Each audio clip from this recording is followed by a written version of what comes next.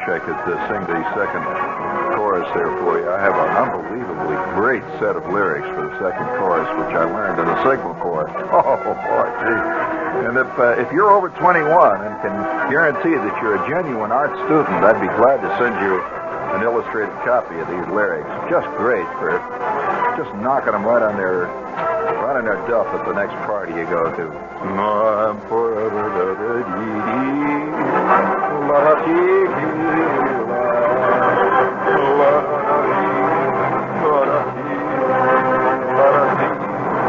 Would you, before we get started here, I have a little, just a little ritual I'd like to obey here, please. Would you please, before we get started, I'd like to clear the sinuses. Bring it on there. No, that's it. Bring it up.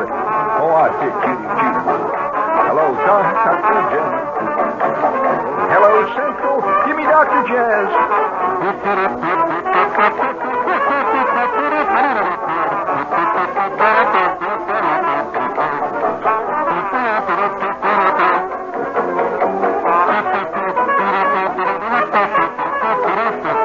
Central, give me Dr. Jazz.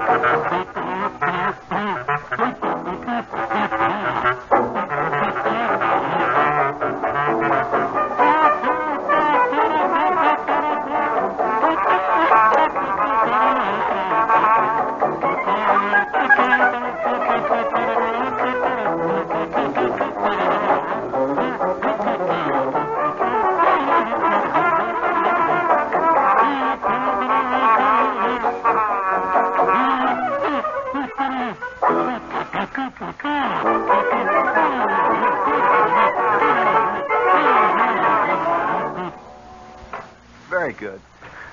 You like that, huh? I would like to, just at this time, I'm going to read. You see, I have spies all over.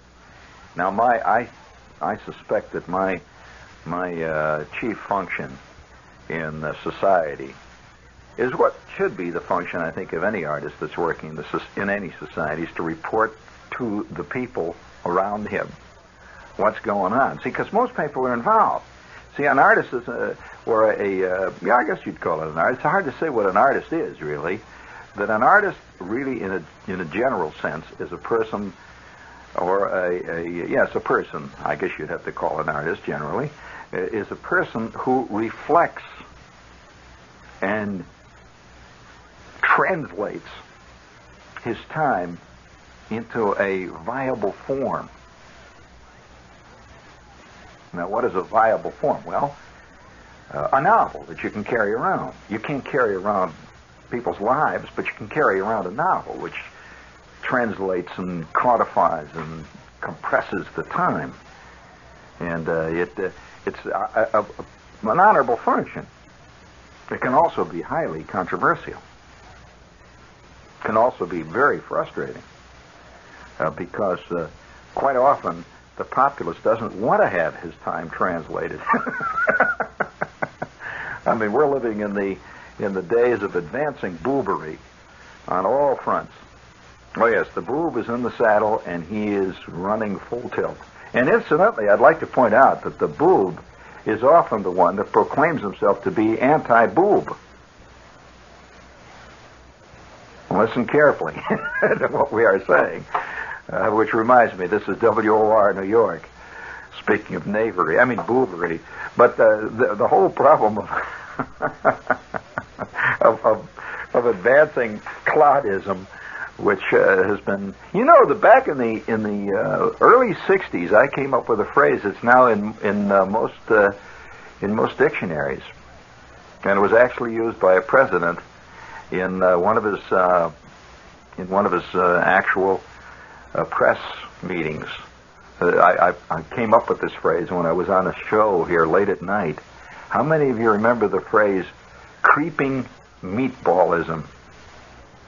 Well, that phrase was used, gained great currency, and is in the Dictionary of American Slang and Usage now. And I'm delighted to say, there it is. But creeping meatballism was the thing I defined in those days as the creeping belief in mediocrity as a positive virtue. Now, I'd come up with that even before Tiny Tim had arced across the horizon in a fizzling arc. I came up with that even before Bette Midler had made her giant bid for total mediocrity in a dynamic, echo-chambered sense. And so this, I think, is coming now to total fruition. In other words, you couldn't say anything like that today. The creeping meatballism is a big problem today because it's so much part of our life that, after all, how can a meatball complain about creeping meatballism? In other words, subtly we've all been turned into a curious kind of meatball. Now, I've felt for a long time, that the people who think that the invasion of the barbarians, which is what happened supposedly at the time of the fall of Rome, would be in our time not quite as clean cut. In other words, the barbarians don't come riding into town on gigantic war steeds wearing leather buskins and with enormous beards floating behind them. That the invasion of the barbarians would happen when we ourselves slowly turn into barbarians. And in short, we invaded ourselves, which, and none of us are immune. So don't think because your fantastic education has set you apart and above and beyond that no, it's not so, that we're all part of the time, the zeitgeist, the total oeuvre. And we are all, either, you have your choice, either you're a meatball or you're the gravy. And they're inseparable. What is a meatball without gravy, and what is gravy without meatballs? So, in the end, creeping meatballism has sort of taken over the whole of our time, Western world, really, in a sense. And don't think for a minute that it's stopped there. Did you find creeping meatballism in many parts of the rest of the world galloping? In fact, they invented it. The meatballism that came out of certain parts of the Middle East, and the East, too, for that matter, is legend. I mean, truly legend. So here we're sitting here now, and to counteract I suppose you might say, the fictionalization of our world, and give you an idea that there's that in some ways the truth of a thing can be unbelievably more interesting than the, let's say, your average fictional account of the truth. Now, you've heard this many times. People say, well, truth is stranger than fiction. You hear this all the time. But nobody really believes it because they figure, if I go down, see this new big show down there at the Warner Brothers Cinema 8th or whatever the hell it is you're going to see, that's far more exciting and far more intriguing than anything you can be involved in. No way. It's just to see what the artist does, the guy that puts this film off for you. He just takes a slice of something, adds a few little corny touches to it, and then shoots it on the back lot. And let's take the idea of an earthquake. Now, did you ever see the movie Earthquake? It's nothing compared to a real earthquake. Did you see the Towering Inferno? Well, Did you notice that hardly anybody sweat in the Towering Inferno? Well, the point, the thing is that in a real Towering Inferno, it's far more exciting than in the movie version of the Towering Inferno. For one thing, there's a hell of a lot more smoke. Did you notice they didn't seem to get much smoke in the places where they were? No, because you wouldn't have even seen Paul Newman most of the time. I mean, it was just a lot of flames, but it was a very strange bunch of flames. They didn't make any smoke, and it's the smoke that kills people in these big fires. Not the flames, it's the smoke, as any good fireman will tell you. But that's too messy, and also doesn't photograph well. I mean, there's a big cloud of smoke, a lot of people running around. That doesn't photograph very well. It's so the fictional account of a fire is always less intriguing than, and in fact, less exciting and less lethal than the real thing. Now, I'd like to suggest that this not only happens in big so-called blockbuster movies, but what if I started out with a television drama that showed this lady sitting in her kitchen, and let's say she's played by let's take somebody who's playing everything these days on television, Ann Mara. She's playing everything, right? So here's Ann Mara, and her husband Harry Gardino. He's the universal husband on all television shows, right? So here they are. They're sitting in their kitchen, and they're discussing their problem. Now, you want to hear what their problem is? That's after all the essence of drama. I mean, it's the conflict. I mean, if Hamlet had not had all that trouble with his uncle, forget it. There'd been no play, would there? So he was made by the trouble that was in his life. He would have been just this little short, fat, mad-looking Danish prince and lost the history. Look at King Tut. I mean, there were a lot of other pharaohs. Do you know how many pharaohs there were in the entire dynastic progression in ancient Egypt? How many pharaohs there actually were? 362. Well, now, wait a minute. It covered thousands of years. That was just a lot of pharaohs, and it was a lot of years. Do you know how many years ancient Egypt covered? Or do most of us think it just was this one shot with Yul Brynner with a bullwhip and these guys building the pyramids? That was it. That was called ancient Egypt. But actually, that covered roughly, let's see now, the time covered by what we call ancient Egypt was a good 2,500 years, give or take. A couple of hundred years. I mean, we can throw them around. But it was about 2,500 years, give or take. It was ancient Egypt, as we know ancient Egypt, began around 4000 BC, roughly. That's what they call the ancient kingdom, the early ancient Egyptians. And then it moved into the Middle Kingdom and then moved into the late or the New Kingdom, which was not new by our standards, since that was about 2,000 years ago. But they covered a lot of ground.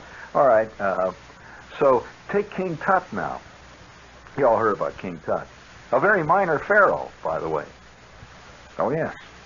King Tut was only in the pharaoh game for roughly around 4 years, and was only a minor pharaoh in the ultimate description of history. Now, how old was King Tut? Oh, you figure he was very official. No, as a matter of fact, King Tut, when he was found, apparently he died between his 18th and his 20th year. That's roughly how old he was when he left this mortal coil. Now, King Tut was actually the pharaoh for around 2 years or 3 before that, and he didn't do much during his time. He just pharaohed. That's about it. But he didn't cause any great hoopla during his time. But why is he important? Why does everybody talk about King Tut? Well, because he's the only pharaoh whose tomb was found intact. That all the other pharaohs throughout the thousands of years, their tombs had been robbed and had been desecrated and one thing and another, because after all, this covered thousands of years. And a guy walking around raising his sheep and kicks a stone off to one side, and there's 4,000 bars of gold, he's going to pick it up. And that's what really happened. And his tomb was one of the in fact, the only pharaohic tomb. There were others discovered in fairly decent shape, but his was the only discovered that had never been opened from the time he had been buried. And he'd been buried 3,000 years before they discovered him. Now, that was one of the great archaeological finds. And by the way, there are still some mysteries surrounding King Tut. I mean, they don't know why certain things were done. Even Egyptologists are disagreeing. For example, when King Tut was found, he was in a state of fairly decent preservation. He was nicely wrapped, and yes, it was a very nice job. And he had, for example, around every finger, if you're interested, his fingers were separate, and each finger was wrapped in a sheath of gold, like gold foil. And gold was quite plentiful in those days. Although it was considered very rare, it was still plentiful by our standards. And so, among other things that they found, he was still wearing, and this is what made him an interesting find, he was wearing the royal diadem, which is a thing that goes around the head. You've seen pictures of Egyptians, with the thing with the snake like on the forehead. Well, this royal diadem was worn at burial. It was a thing that was to send. It was sort of like an omen, really, a very important, like say the Christian cross in a sense. That's a very loose thing, but it would be, say, like it was his pass into the land of Osiris. Osiris being heaven, that is heaven for a pharaoh, which incidentally was the only place he could go, since he was also considered part god, you see. So he was wearing this diadem when they found him. He was also, among other things, wearing bracelets and so forth, some of which had been worn in life, others had been worn only during his burial for specific ritualistic reasons. But there was one curious thing they found on him. He was wrapped in different layers, you see, of this. You've seen those linen wrappings on the mummies, and his arms were crossed. You always see this in the movies, but they actually were. His left arm was crossed across his breast, and it was, his hand was on his right ribs. You picture it, Mara? And his right arm was crossed, but his right hand was resting on his left hip. Okay, now you got the scene. Now, he was covered with various layers of cloth. This was a kind of linen that they made there, impregnated with various resins, various types of chemicals, all of which, incidentally, have been, most of which have been analyzed by chemists and so on. But a lot of them, they haven't been able to determine what exactly was this curious substance used in many ways. A lot of the stuff was undefinable. But here he was, you see, surrounded by all of the various gifts and things that accompany a pharaoh as he goes off into the great beyond.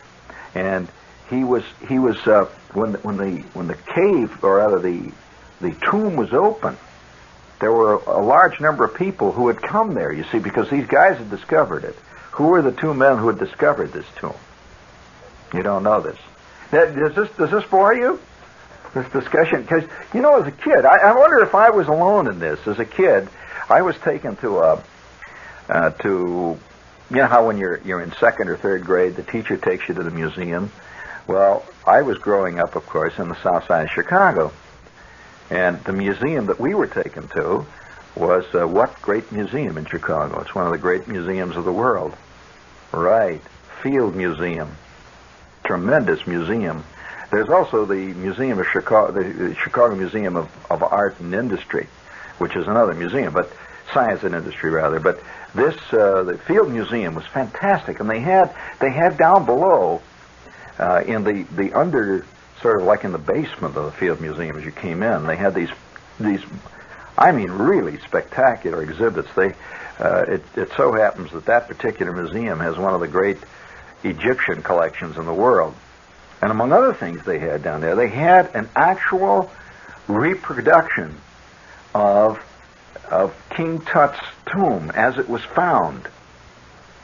And you could go into it. You went through the passageway and all this, and it was lit, and they had absolutely reproduced it in absolute detail, including the fact that they had inside of it an authentic sarcophagus into which the coffin, that strange coffin-like thing that the mummies wear that's carved in the shape of a person, with the mask on it and all. That's what the casket is put in. It's a big stone-carved case, really, the sarcophagus, covered with a heavy slab of carved marble. And here was this whole thing. Well, at the age of about, what are you when you're in third grade, 10 maybe? I remember going through that. I was really knocked out. And from that time, anytime anybody mentioned mummies to me, my ears went up, man. I tell you, there's the whole idea of the mummy was really exciting. And some of the great, really rotten, ultimately, I suppose you'd have to say that, but some of the really exciting horror and/or / sci-fi films I've ever seen were about mummies. The mummy's curse and the curse of the Pharaohs and all that stuff. Well, as we went, the kids went through there, I really got turned on by these mummies. And they had several of them all laid out there with lights and these fantastic. And they had one that was partially unwrapped, so you could see what that was really like.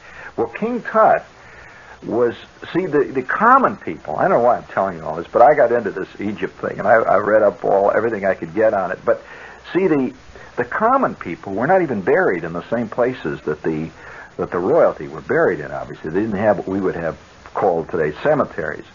There was a royal place for burial called the Valley of the Kings. There were several other places, but they were royal places. It was believed that the god, that there were many gods, but one of the gods there that they believe, Aton, for example, Aton, which you see occasionally in crossword puzzles. By the way, Aton was only a god for a short time, brought in by a pharaoh, very interesting pharaoh, who created his own god. And there was Re or Ra. There were many, many different gods. But this area was considered to be one of the places where these gods, in a sense, were their domicile. It's a mystical quality. It would be like sacred ground, really. Now, the common people of the time of Egypt were largely buried in mass graves, incidentally. They were not put into mummies like we think of the mummy. The mummy was a royal prerogative. And although a man of great wealth or great importance who was not either a priest or a pharaoh could be mummified and put into a very elegant tomb, but incidentally, the priests were the repository of all knowledge in Egypt. They were the ones that did the writing. So if you were a common person in Egypt, you couldn't read Egyptian writing. You've seen this writing. That was a heavily guarded secret among the priests and the hierarchy of the time. And they had some rather advanced medical knowledge.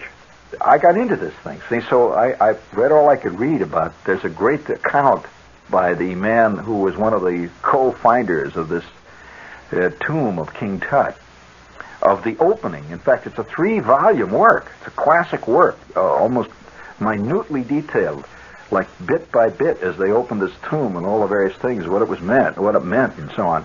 But as they actually tapped away, and there was a little part of the wall came down, like the dirt and the stones, and they shone this light in there. They shined a light inside, and they could see vast stores of gold.